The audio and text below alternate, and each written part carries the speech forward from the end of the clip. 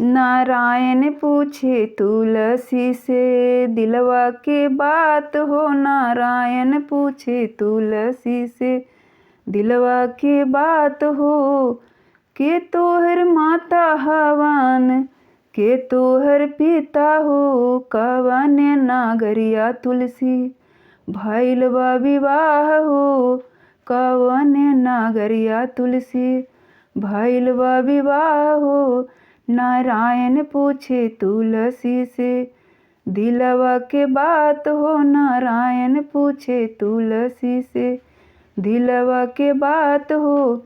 आकाश हमरो पिता हवन धरती महतारी हो। मथुरा नगरिया में भइल बा विवाह हो।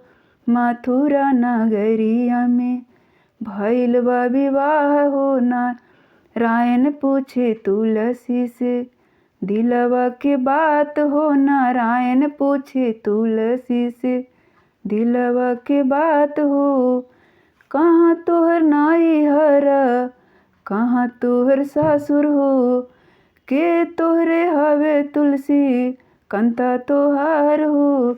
नारायण पूछे तुलसी से दिलवा के बात हो। नारायण पूछे तुलसी से दिलवा के बात हो।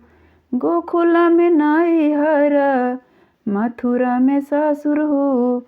अरे कदमा के गछिया चढ़ी बंसिया बजावे हो। कदमा के गछिया चढ़ी बंसिया बजावे हो। नारायण पूछे तुलसी से दिलवा के बात हो। नारायण पूछे तुलसी से दिलवा के बात हो।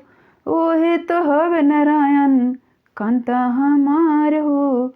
ओहे तो हवे नारायण कांता हमार हो।